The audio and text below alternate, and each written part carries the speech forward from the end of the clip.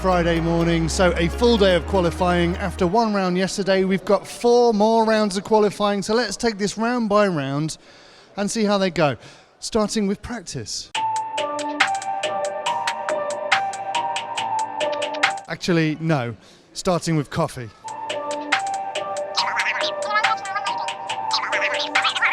Right, let's get going.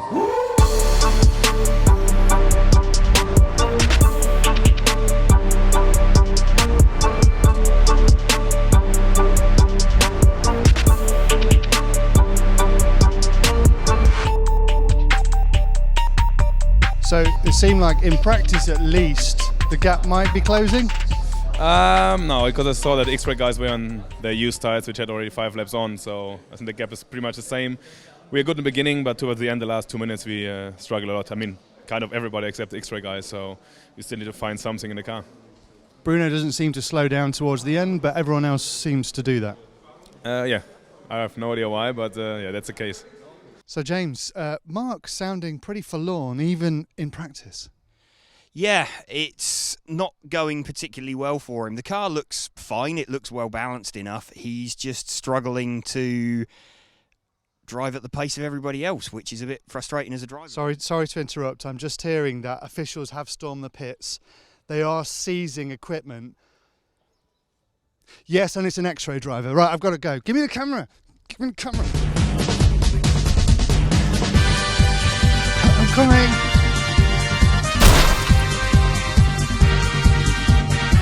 This is a random motor check, so during qualifying I'll pick on 1 or 2 of the faster guys, the friendly ones, motor out, check it, the resistance, measurements, and then give it back to them, and the driver then has the confidence that he can go on and win and know that the motor's okay. What's he making you do? He just asked me to check my motor. Yeah, because he want to adjust it and make it faster. He said he has some secrets for me. So yeah, I trust him. We did it always. No problem at all. Your friendly EFRA official. Right, so I now have an option to strip this down to its component parts, measure them microscopically, but I'm very confident I can go to the lists and see that it complies to the rules, etc. I will, however, because it's a spec motor, check the resistance so it's within a limit, so we know it's a 21.5. This is the tricky bit, really, because I'm not going to be able to measure it 100% accurately because of the heat. When they're measured for homologation, they actually get a measurement at a particular room temperature and on another meter that compensates for temperature. I do not have that facility in the field.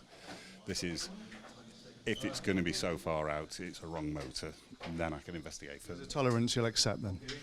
Yeah, I have to. If there's any doubt about it, however, that motor will come home and go off for forensic analysis.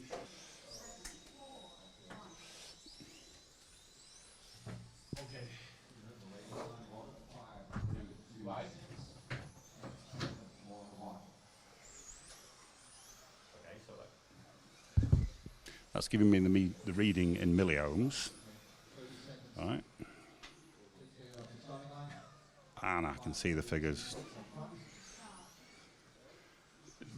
28-ish.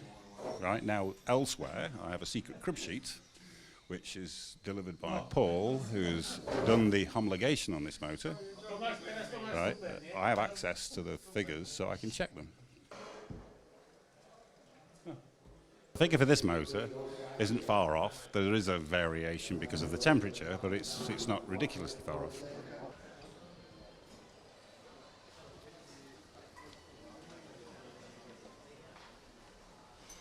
Right, all looks good, within tolerance. You made it faster? Yes. Yeah, what do you make? 10 degree more timing? Initial appearance is good. Resistance good. It's always good. What do you think? An advert. So he's all good to proceed? Yeah, you can be relatively confident you can win with that, and when I take it apart, I'm relatively confident it'll be compliant. It's a pass. It's a pass, but we'll still take it apart if he wins. Very serious stuff there. Now, by lunchtime, qualifying had started taking shape. What sort of shape was it? In modified, it looked like Bruno's still quicker than everybody else. In Formula One, Luke Lee looking pretty strong. Little bit quicker than Jan at that point. Let's take a look. Quite a good run that last time. Little bit of a two-wheel moment which scared us a little bit, but car was good, so quite pleased. You seem to be quite high up in qualifying. You must be quite pleased. How do you do that on this track in this heat? I don't really know. It's very different to what we get in England. We raced last weekend. It was probably 20 degrees colder than this, so it's a big learning curve. But we like the tyres, we like the track, so car's good. Yeah, in the morning the practice round was pretty easy to drive, but as soon as the traction and the sun and the temperature coming up, we need to adjust our setups. So, and I think that's the part where EFRA is much better than us, because they know exactly what to do on every condition and every temperature on the track. Is this one of those events where you'll basically be driving practically different car for every round? Yeah, actually yes. This is why my fingers hurt like hell. Yeah, that's it. Yeah. Is that what they call chasing setup? It is chasing setup. Correct. Now, you might think that the RC racing community is an ageing population. Well, I've been meeting some guys in the pits who beg to differ.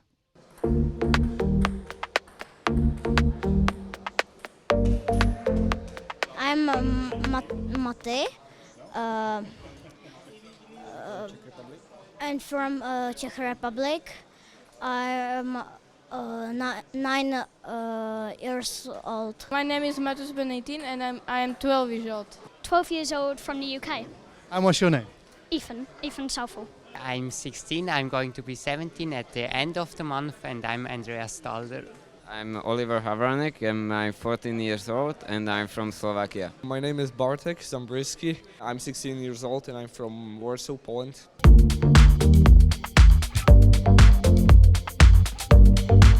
How long have you been driving RC for? About 3 years, but touring cars for about a year. I think I was 6 when I started. 1 year. I'm racing 8 years. About 8 years or 9 years. I started it when I was a little boy, and I kept on, and I had fun.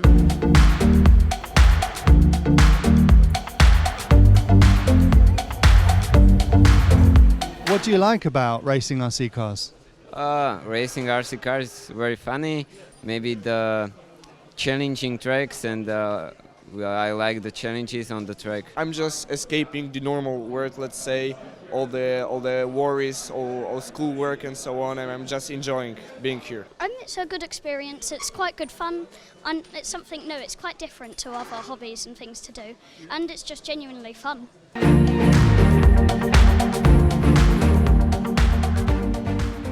Who's your favourite driver? Bruno Coelho.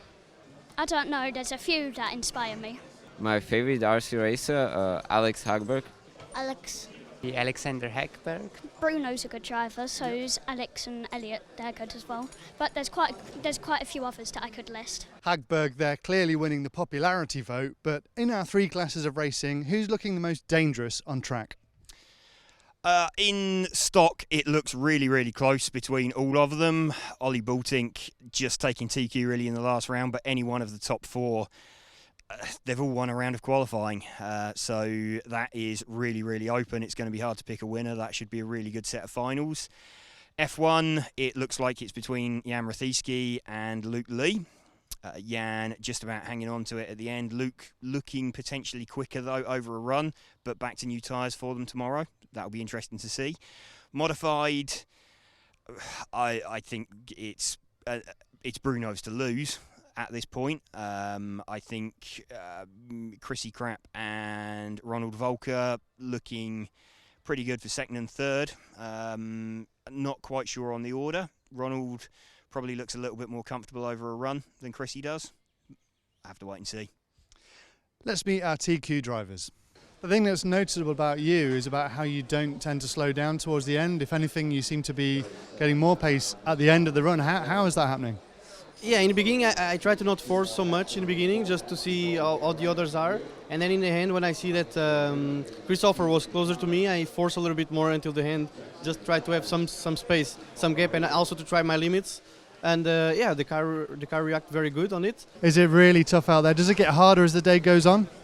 Yeah, it really gets harder because it's pretty hot, and also because the tires has more and more runs, so they get less and less grip. but we find to manage something, and it's really working. You actually TQ'd something. Things must be picking up, surely. I actually teach you something. Yes, thank you. What can I say? I'm happy.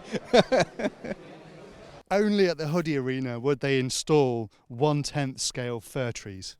Well, I mean, the height of them looks optimised. They're almost luxury little mini trees. Wonderful plumage. Tomorrow it's finals day, and James is going to be talking to you all day whilst 3 finals happen in every single class.